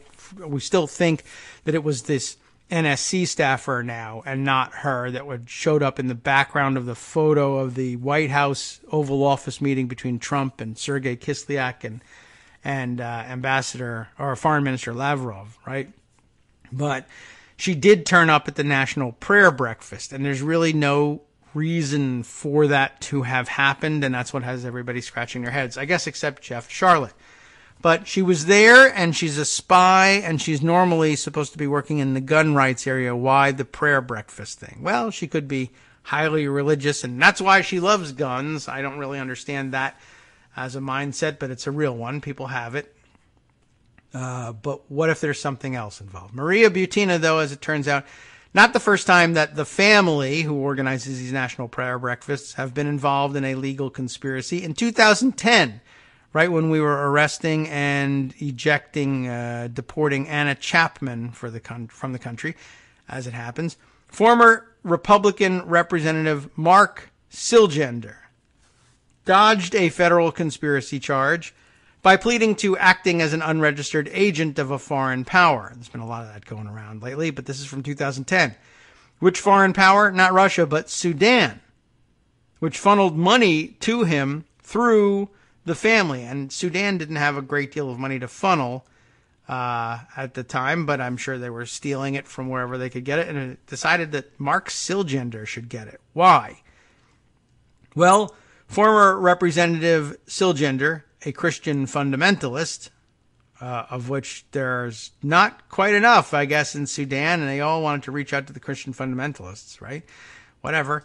Anyway, he pled guilty to accepting money from Sudan's genocidal regime through National Prayer Breakfast organizers. How did that even happen? Like, why in Sudan would you say, we need to get money to Mark Silgender? One, why even say that? Two, all right, fine, we just need somebody to do lobbying for us or to, do some influence peddling for us in America. We never heard of Silgender, but if you say he's the guy, then fine. But how do they get to the point where they're like, here's how you reach Silgender, give the money to the National Prayer Breakfast people, and they'll give it to, because on its face you would say National Prayer Breakfast, but I need professional bribe handlers. Where, look in the yellow pages for professional bribe handlers. I want somebody who's got that in the name, not National Prayer Breakfast. What are they going to do for me? Well, apparently it's out there that the National Prayer Breakfast is a good place to go for things like this, even though I thought they were eating breakfast and praying. But here it is. They sent money from Sudan's genocidal regime through the National Prayer Breakfast organizers to Mark Silgender. Why? To lobby for the regime fronts to be removed from terrorism lists. That's the legislative or regulatory goal they were after. Like Maria Butina, they claimed, or he claimed, I guess, Silgender did, that it was for Jesus, because Jesus didn't want any of these probably largely Muslim regime fronts to be on the terrorism list. That's pretty amazing of a position for a fundamentalist Christian ex-congressman Republican to be taking post 9/11. But hey, money makes you do weird things. National Prayer Breakfast organizers weren't distant from Silgender's illegal lobbying either. Leader Doug Coe went with him to meet Sudan's Omar al-Bashir, the only sitting head of state indicted for war crimes. They realized being the genocide they were conducting, they realized that it got away from them, Silgender explained. You see, they had discovered Jesus, Omar al-Bashir did, and he was sorry for his genocide. So therefore, Mark Silgender thought what Jesus really wanted was to see Omar al-Bashir's front groups removed from terrorism watch lists. Of course. Siljander was no more naive than Maria Butina or the National Prayer Breakfast organizers who helped her. They all knew what was going on, apparently. He pulled the same trick again and again and confessed to lying to the FBI, which has a certain someone in trouble these days. All for Jesus, of course. Cynical? Is it cynical to think so? Not exactly, says Jeff. This is what the National Prayer Breakfast is for. And that's when it occurred to me. If you wanted to conduct serially an ongoing conspiracy to launder illegal foreign money into illegal lobbying, bribery, and influence peddling payments here in the United States, and that's the sole purpose, or maybe a major co-purpose, let's say, for the sake of argument, of your organization. I really want to funnel money to conservative Republicans to do illegal lobbying for murderous regimes abroad. A genius name for your operation would be the National Prayer Breakfast, right? Now, ordinarily we would say, no, that's not a genius name for your operation because that has nothing to do with what you're doing. I know. That's the point. If you don't want to be arrested for what you're doing, like one thing you would want to avoid is saying the National Bribery Clearinghouse, or we're going to call our operation we'll launder your money into illegal bribes and keep it illegal. So it's not even good laundering. This would be terrible names for your operation. But National Prayer Breakfast, of course, who's going to investigate the National Prayer Breakfast? It's breakfast, the most important meal of the day. And I mean, here we are I'm trying my best to teach the kids that getting a good breakfast is so important to their growth and development. And here you are trying to prosecute us. Breakfast, for God's sake. But if breakfast isn't enough to warn you off of investigation, and National doesn't do it, because National is like, oh my God, you disrespect the flag. Someone should throw you the hell out of here. You're never allowed to play in the NFL again. You disrespected something that was national. There's a lot leading up to this, but prayer. Oh my God, how dare you? And not only are you clearly barking up the wrong tree, we are praying here, but also this is a violation of our fundamental rights to practice our religion. You are anti-religious. You're anti-Jesus. You are anti-Christian. You're persecuting Christians in this country if you are prosecuting the people who have come to the National Prayer Breakfast. Even if they have come, even if it's lunchtime and they refuse to pray, you're still not allowed to arrest these guys. This is a prayer breakfast, and we close the doors, and you can't look at. Why can't we send representatives in there? How come no press is allowed? How come it's so secret? We're praying. It's as personal a thing as it could possibly be. And this is a safe space for Christian politicians to get together and profess their faith without having the media prying in their private affairs. Although what was really going on, imagine that, right? Imagine, I'm shocked that there's gambling going on here. Well, okay. I actually am shocked that there's gambling going on here, because you're supposed to be eating breakfast and praying, which I thought was always a rude thing to do anyway. Praying with your mouth full can't be, whatever happened to our civility in this country? I always wondered about that.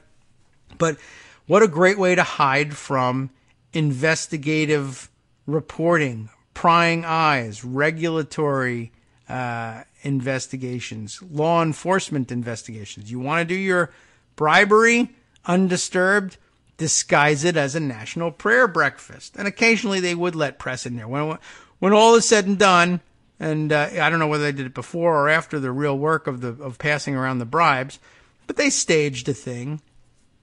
You get people sitting around a table and say stupid things to one another, occasionally controversial, but I did notice that they were never praying, and I don't even know whether there was any breakfast food on the table when they did show video clips. But what a great idea. Just hide your crimes as the National Prayer Breakfast. Because who could tell whether, it's not like you were, allegedly doing something productive, and so therefore people could say, hey, wait a second, this National Knitting Society, they haven't produced a sweater in 20 years. They don't even bring knitting needles to their breakfast. I don't understand what they're trying to.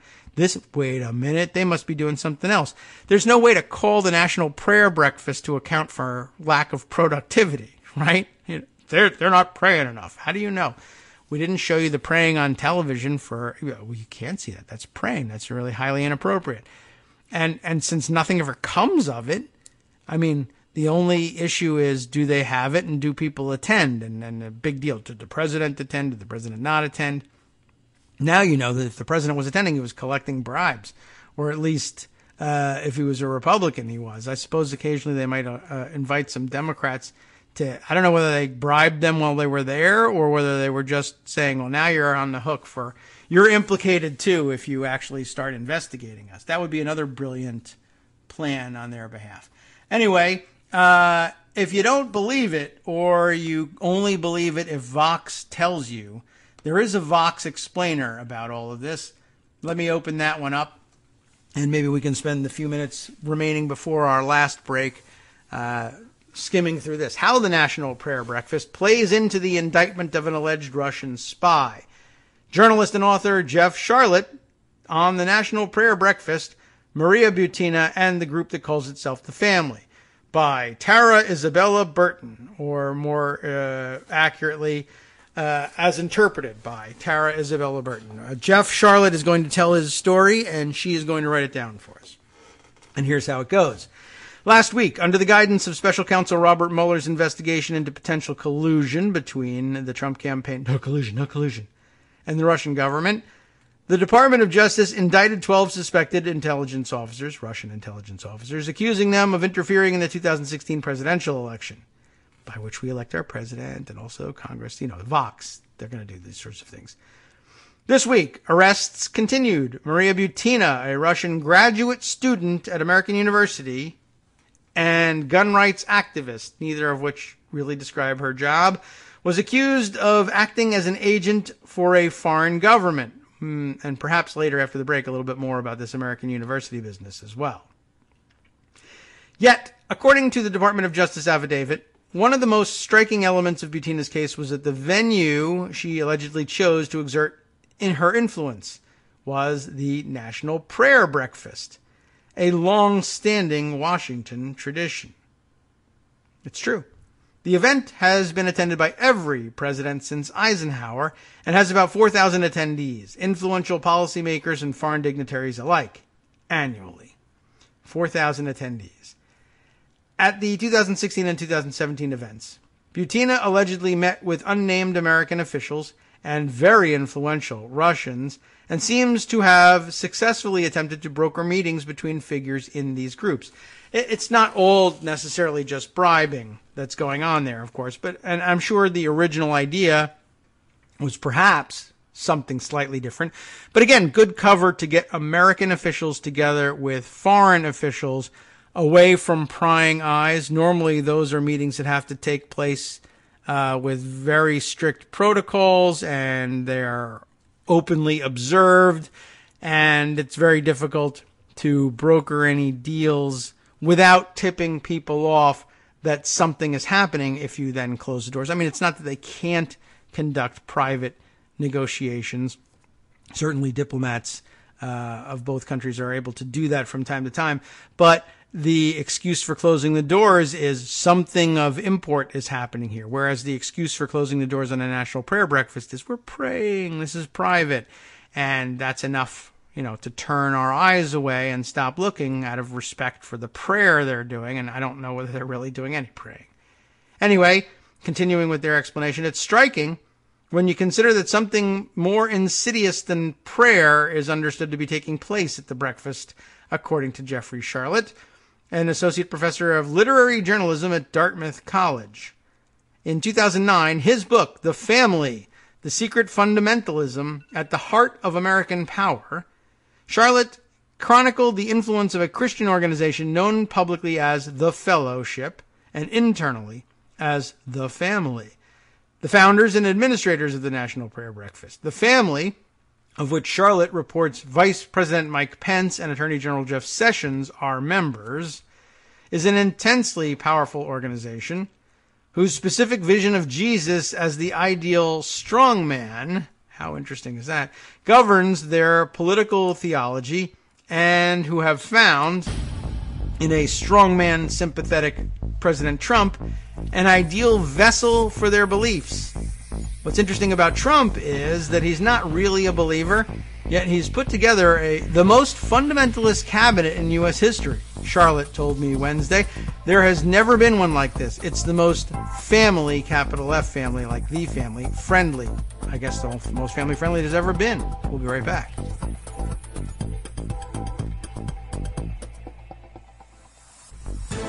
Hi, it's me, David Waldman, your host for Kagro in the Morning, interrupting this little break to say thanks so much to all of you who are contributing supporters of Kagro in the Morning. Thousands of you are downloading the show each day, but fewer than 1 in 25 regular listeners are donating to help keep us on the air.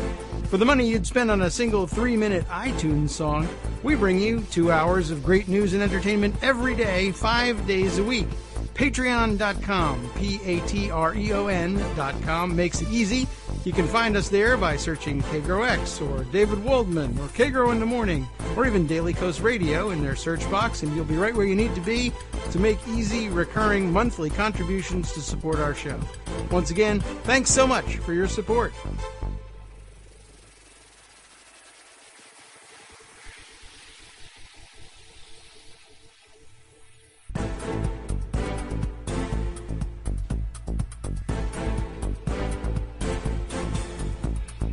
Welcome back now to the Kagro in the Morning Show here on Netroots Radio. Let's continue on through the Vox Explainer of what Jeff Charlotte has to say. We left off with his comment that there's never been a more family-friendly, that is the family-friendly cabinet in U.S. history than Trump's. And I guess it makes sense that somebody who, in a weird way, in a sort of like a Nixon to China kind of way, that a guy who's not really a believer would sort of have cover to, I'm looking to shore up my standing with evangelicals by packing the cabinet with evangelicals, even if they'll never come to believe that I'm an evangelical, although they're willing to believe that too.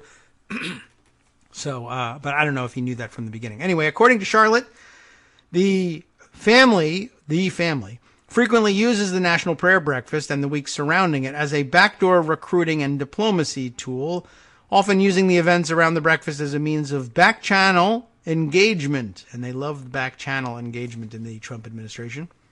But here, with lobbyists and foreign governments, that organizers share its strongman approach without formal government oversight. So it's not necessarily just about, if you find like-minded, strong fundamentalist Christians in other countries, of course you're going to put aside your differences as members of different nations and citizens of different countries and talk Jesus with one another. But it's a very specific kind of Jesus, strongman Jesus, and that's kind of out of keeping with, I think, where most people are on things like this. But okay, let's see. Here is embedded a Jeff Charlotte tweet reading, "The National Prayer Breakfast is all over the affidavit for Russian spy Marina Butina," or Maria. I keep calling her Marina Butina, which I think I probably did the first time we talked about her. Anyway, he says, "I wrote 2 books, The Family and C Street, about its organizers, the most influential and secretive Christian conservative group in D.C., known as the Fellowship and internally as the Family. I spoke with Charlotte by phone about the Family, the National Prayer Breakfast, and why alleged Russian agents like Butina might in fact be welcome there. The interview has been lightly edited and condensed for clarity, but don't worry about it. It still explains everything." So we begin with this dialogue here. Here's Tara Isabella Burton, our writer, asking the first question. So who exactly are the Family? Let's start there. Jeff says, it is technically called the Fellowship, referring to itself internally as the Family. It is the oldest and arguably most influential Christian conservative organization in Washington, and the reason some people may not have heard about it is because it's also the most secretive. They believe they are most effective if they don't seek publicity, and they minister to those who may consider what they call it the up and out, or key men in positions of influence, if they minister to them privately beyond the public eye. So unlike the traditional Christian right that really wants to be on TV getting attention, These guys practice what George Bush Sr. praised as a, quote, quiet diplomacy. Now, Tara asks, how did this group come into existence? Are they associated with one particular school of Christian thought? Jeff answers, they are non-sectarian, generically evangelical. They began in 1935, when the founder, a man named Abraham Vereide, I'm guessing, Vereide, I don't know how you would pronounce that, had what he believed was a vision from God. He was a fairly prominent Christian leader of the time, ministering to business leaders and government figures, but he felt that God spoke to him and told him that Christianity may have been getting it wrong for 2,000 years, with this focus on the poor and the weak and the down and out. And what God actually wanted was for Abraham, Abraham Vereide, not biblical Abraham, and those whom he chose, of course, to minister to those whom he called the up and out, the key men. He had this idea, I guess this is the first prosperity gospel, I suppose. He had this idea that if you could win a few key figures in positions of power for their idea of Christ, well, then they would reorganize society on that basis, and you would have just the kind of trickle-down fundamentalism, or just this kind of. Trickle-down fundamentalism would be the result. Always central is Jesus as they understand him, as a figure of strength. Interesting. Tara next asks, how does this connect to the National Prayer Breakfast specifically? The breakfast is often, I think, seen by outsiders, and this is the key here, as being something kind of innocuous. But there seems to be a more specific connection between the breakfast and this one organization. And Jeff answers, the family is the organizer of the National Prayer Breakfast. The family created the National Prayer Breakfast as a recruiting device. Back in the 40s and 50s, when they were planning it, their goal was to normalize this idea of prayer at the center of American political life, so much so that people would just take it for granted. They created it in 1953 when Eisenhower agreed to attend. They had tried with FDR and Truman, who both said no. And I guess once one president says yes, then everybody's, politically forced to do so from then on. Eisenhower, though, said no at first as well, but he owed an electoral debt to Billy Graham, who, working with the family, had helped swing the evangelical vote for Eisenhower. This was back when Southern evangelicals did not vote Republican. So he attended. The idea was, look, I'm going. I don't want any press. I don't want this to become a tradition. But then suddenly you have this tradition. And so every president since has gone. Because, of course, if you don't go, he didn't go to the National Prayer Breakfast. He doesn't believe in prayer or breakfast, or maybe they didn't have his favorite cereal, right? But no, of course, it would be the prayer that people would focus on, even though that wasn't really what this whole was about. So every president since has gone. Most of Congress goes. Lots of world leaders go. The family uses it as the centerpiece, the one public event they do in the year.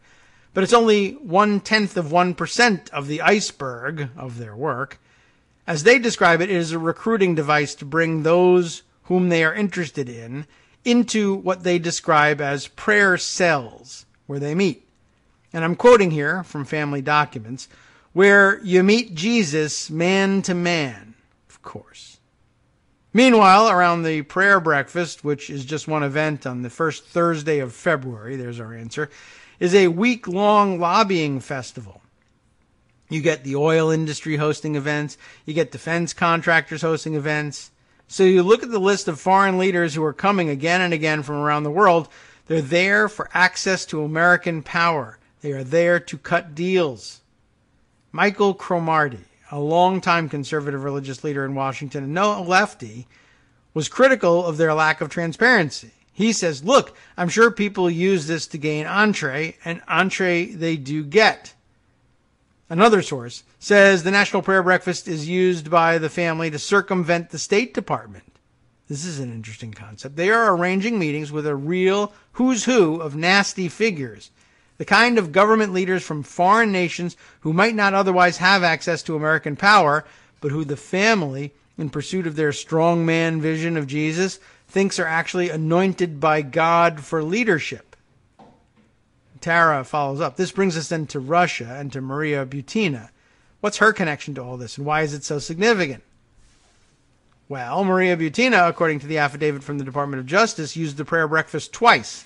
Prayer breakfast organizers met with her in Moscow, and I think they helped her determine the Russian delegation guest list.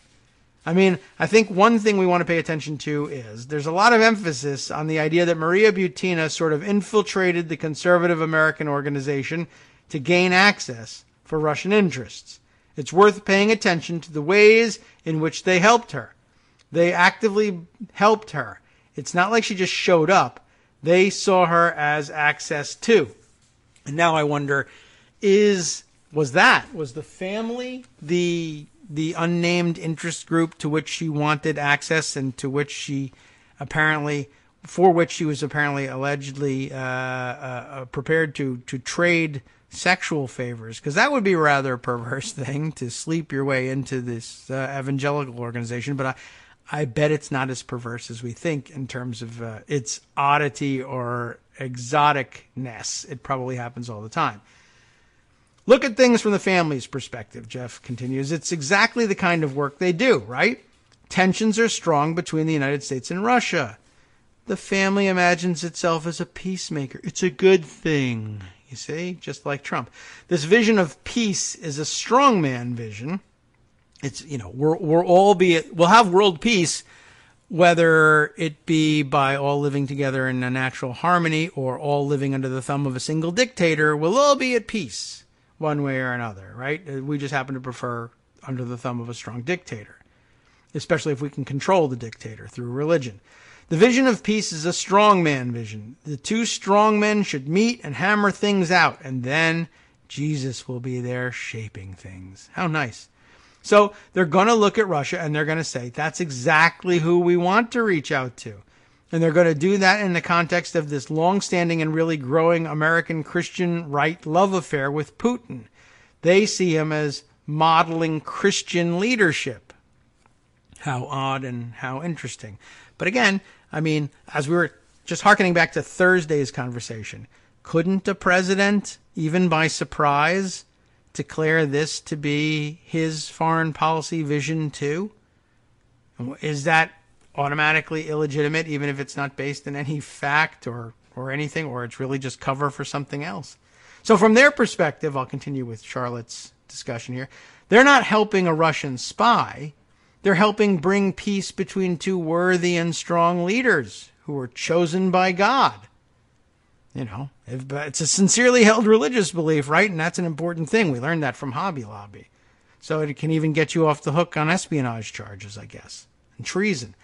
There's the other thing you have to remember about them, or that's the other thing you have to remember about them. They think if you're in power because God puts you there, not any kind of voters. Nothing quite as stupid as democracy, right? Divine right of kings and dictators / prosperity gospel. Tara's next question. Can you tell me more about the family's particular conception of Jesus? They certainly have a very particular reading of him. And he answers, it's a wildly unorthodox reading of Jesus. You can't get much further away from the Jesus most of us understand, whether we're believers or students of religion, than some of the analogies that they like to use. They frequently compare Jesus to some of the worst strongmen of history. Hitler is a favorite comparison. They also compare him to Mao and Pol Pot. That would seem to be counterproductive, wouldn't you think? The point they're trying to make, though, is not that Jesus is a fascist or communist, but that Jesus is strong. Strong. We love the strong, right? Jesus is a strong man. And what he offers is a covenant that they describe as Jesus plus nothing. Very clever. What? Another phrase they've used in the past is totalitarianism for Christ. Whoa. It's worth emphasizing that most Christian fundamentalists don't embrace this either. Most Christian fundamentalists believe that Jesus came for the sheep, as they say.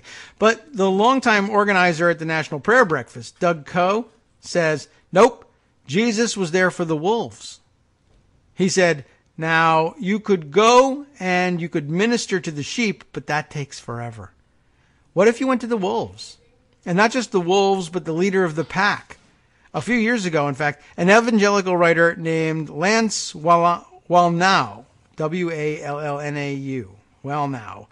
Well, now, that's, I guess, Lance Wallnau used that parable as the case for Donald Trump.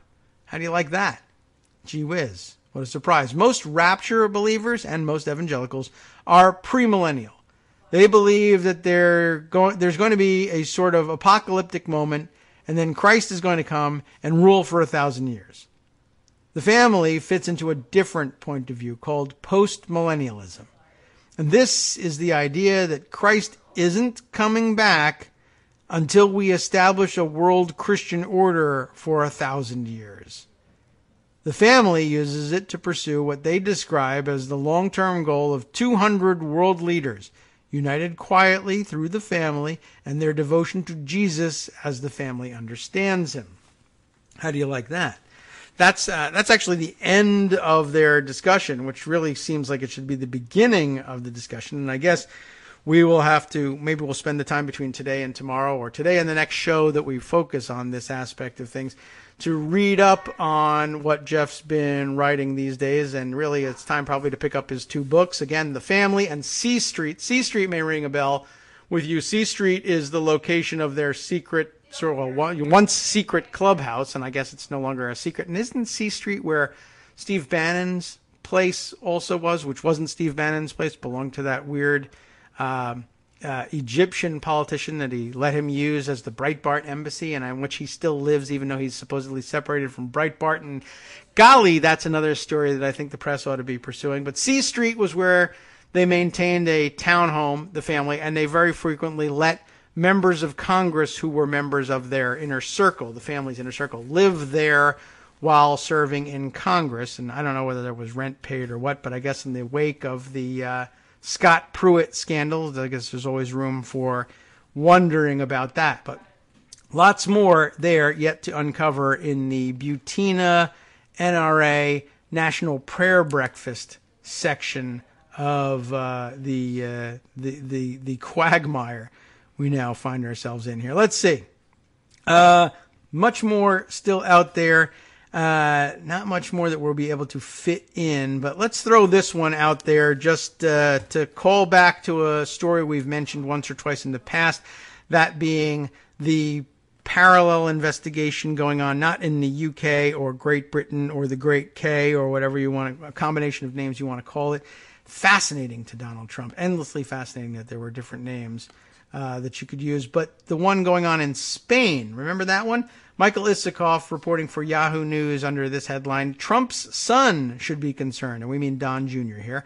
FBI obtained wiretaps of Putin ally who met with Trump Jr. Oh my, I guess we've been waiting for this one for quite some time. Let's take a look here at the write-up. The FBI has obtained secret wiretaps collected by Spanish police, so I guess we don't have to worry that much about the techniques used, but maybe they did it on the up and up. Conversations involving Alexander Torshin. Remember him? We mentioned him like 40 minutes ago. A deputy governor of Russia's central bank who has forged close ties with U.S. lawmakers and the National Rifle Association, of course, that led to a meeting with Donald Trump Jr. during the gun lobby's annual convention in Louisville, Kentucky in May of 2016, a top Spanish prosecutor said Friday. Jose Grinda, as you recall, you remember, we read his name the last time we talked about what was going on in Spain. He has spearheaded investigations into Spanish organized crime. He says the Bureau officials in recent months requested and were provided transcripts of wiretapped conversations between Torshin and Alexander Romanov. That's a funky name to have in Russia. I guess there are still Romanovs, but he's not, the Romanovs. But wiretap conversations between Torshin, Romanov, a convicted Russian money launderer, he is. And on those wiretaps, Romanov refers to Torshin as El Padrino, the Godfather. Just a few months ago, the wiretaps of these telephone conversations were given to the FBI. I think we heard about them. Maybe that was what we heard and when we heard it. This, Grinda said in response to a question from Yahoo News during a talk he gave at the Hudson Institute, a conservative think tank in Washington.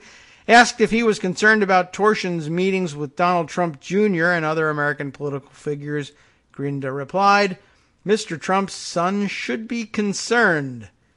The comments by Grinda were the first clear signs that the FBI may be investigating Torshin, possibly as part of Special Counsel Robert Mueller's probe into Russian interference in the 2016 presidential election. By the way, dateline on this piece, you may have noticed, probably predates the Butina arrest. May 25th, 2018. So, yeah, he should probably be concerned, but he hasn't been rounded up yet. But this is supposedly, as it says here in this write-up, it's the first clear sign that the FBI may be investigating torsion. The second clear sign was arresting Maria Butina, I guess.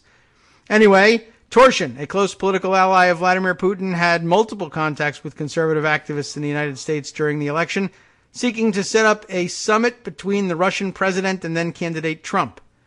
Although the summit never transpired, Torsion did meet briefly with the president's son at a private dinner in Louisville during the May 2016 annual convention of the NRA. A member of the NRA since 2012, Torsion has been a regular attendee of the group's conventions in recent years and hosted senior members of the group in Moscow. And we need to take a second, third, fourth look at that. Grinda said that the FBI, in its request for the evidence to the Guardia Civil, the Spanish National Police, provided no explanation as to why it was interested in the material, and he didn't ask for one. I don't have to ask them why they want this information, he said. But Grinda added that if Mueller and or other U.S. prosecutors seek to use the material as part of a court case, they would have to make a second, more formal request to do so to the Spanish government. Spokesman for the FBI and Mueller's office did not respond to requests for comment. Alan Futerfas, remember that guy? A lawyer for Trump Jr., said he was in a meeting and unable to comment when contacted by Yahoo News. I imagine he's gotten free since then, but who knows whether he's commented. Torsion has been the subject of intensifying U.S. government and congressional scrutiny over the past year. It was recently among a lengthy list of oligarchs and Russian political figures sanctioned by the Treasury Department. Anyway, this does go on at some length. It occurs to me, did we read, I wonder whether we actually read this article. There wasn't anything in it that was particularly familiar, but I know we've talked about Grinda and Torsion before, and I wondered whether we might have noted this when it came out. I didn't notice the dateline on it until I noticed that the text, the body of the article, appeared to be a little bit behind the times, a little bit outdated. But a good reminder that, at least in the initial stages, this inquiry, which has led from possible interest in torsion to the actual arrest of Maria Butina, was once alleged to be a serious problem for Donald Trump Jr., and there we are, perhaps landing on phase 3 of the third shoe dropping, I guess, that you might anticipate from Mueller before the summer is over, and whether or not there were any Americans involved. Well, maybe one of the Americans was Donald Trump's son, or, for that matter, maybe Donald Trump himself. All right, let's see. Other stories that we might want to throw in there. Gee whiz. I mean, there's an awful lot. I will note for the record, without reading the entirety of the article, that the Daily Beast, in addition to Spencer Ackerman's other piece on that we read earlier on Maria Butina herself and her relationship with not Eric, but rather Paul Ericson, he had another piece that was widely discussed yesterday. U.S. officials this is a quote, what I'll have to say is effing loss, at an effing loss over the latest Russia sellout. Just the diplomatic reaction to the hint that the Trump administration wasn't dismissing out of hand the request to deliver up Mike McFaul to the Russians. Obviously the diplomatic community apoplectic over the fact that it wasn't dismissed out of hand. And like I said, lots of analysis after the fact, trying to, calm everybody down and say, the Russians make ridiculous requests like this all the time. They're designed to be rejected. But then I guess the tough part here is that we didn't just outright reject this thing, and that's sort of troubling all by itself. All right, other things still floating out there that we need to pay some attention to, but that we don't have time to get to today, but perhaps we'll tease for later. Let's see. One, just sort of, I guess, semi-funny light note, except that it's not funny. This is this is what they meant by dotard files. As it turns out, and I read it in the Hill, so it must be true. You might recall that at some point earlier in his stupid administration, Donald Trump, in discussing the possibility of, and then finally making the announcement that he would move the U.S. Embassy in Israel to Jerusalem from Tel Aviv, that all of this was going to be done pretty simply, quickly, and on the cheap, too, and that he was such a real estate genius and made such great deals that it was all going to be done. I think he originally was saying something like $100,000 or $150,000 would take care of the job, including building the embassy, which was ludicrous on its face right from the beginning. And really an idiocy more so than a lie, on a par with saying I doubled and tripled the GDP. I mean, it's just that much of a whopper. But then he eventually revised the number to something equally or almost equally, mathematically speaking, it's not equal, but nearly as stupid. I think he might have upped his figure to $250,000, which is perhaps the cost of what we would pay movers to actually physically move the furniture from the embassy in Tel Aviv to the new one in Jerusalem. But here's what's in the Hill. Headline, U.S. Embassy in Jerusalem to cost more than $21 million. Which, as they helpfully pointed out in the tweet accompanying the article yesterday, is something like 80 times what Trump eventually settled on in saying that it would cost $250,000. Designing and building the U.S. Embassy in Jerusalem will cost more than $21 million, which is not a bad deal, by the way, I don't think, according to documents filed with the official database of federal spending.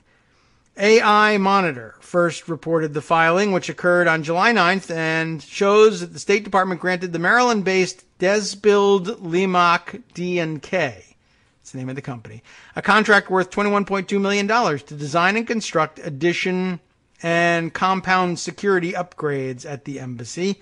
That's what it says. The Middle East news site notes that the updates will be made at the former consular building in Jerusalem, which is the current temporary home for the embassy.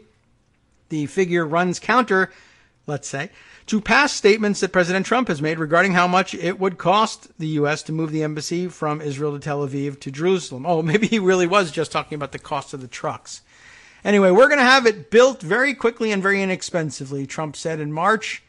Trump made the remark while sitting with Israeli Prime Minister Netanyahu in the Oval Office. They put an order in front of my desk last week for $1 billion. Well, clearly they didn't do that. I said, $1 billion? What's that for? We're actually doing it. We're actually doing it for about $250,000. Complete crock, obviously.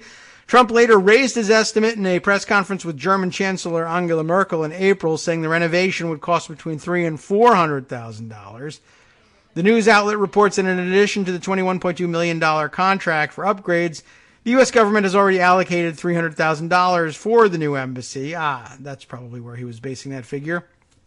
The $300,000 went towards initial modifications to the former consular building, which occurred before the official opening of the embassy in May. So Trump thought that was the whole damn thing, I guess. And, wow, that's pretty amazing. But he's a dotard, and so I guess we really shouldn't be terribly surprised that that was the case. Many more crazy stories to share with you.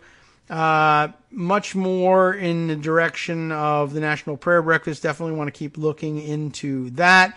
And really interesting new reporting out. Who did it? BuzzFeed, I think. BuzzFeed Nude. Now that would really be something. But it was BuzzFeed News, I think, that actually had this story. The headline on it: American conservatives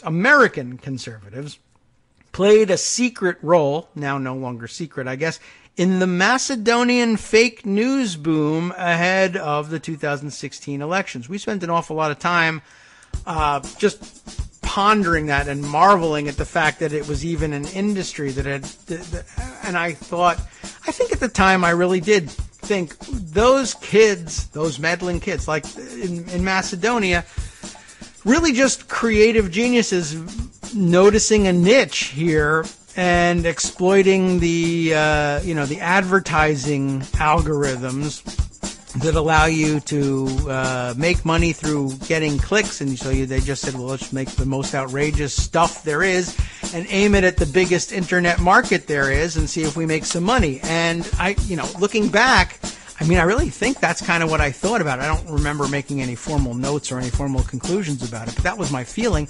And how naive and foolish in hindsight, and I guess BuzzFeed News is going to make a fool out of me when we finally do get around to reading this piece.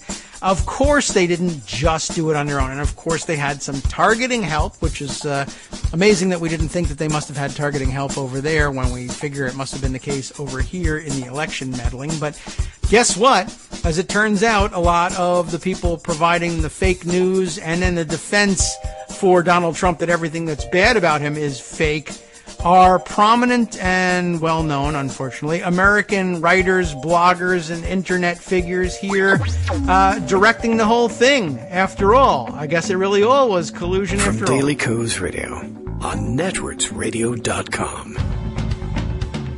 You have been listening to the Kagro in the Morning Show with David Waldman. Well, it all begins to come together. And next, it comes together even more in the West Coast Cookbook and Speakeasy with Justice Putnam following this program. And here's what they've got on tap for you today. Trump considers handing over a U.S. ambassador, of course, and that ought to be considered aiding and abetting the enemy. And you know what that means? Treason. I say, take away the Resolute desk, give him the chair.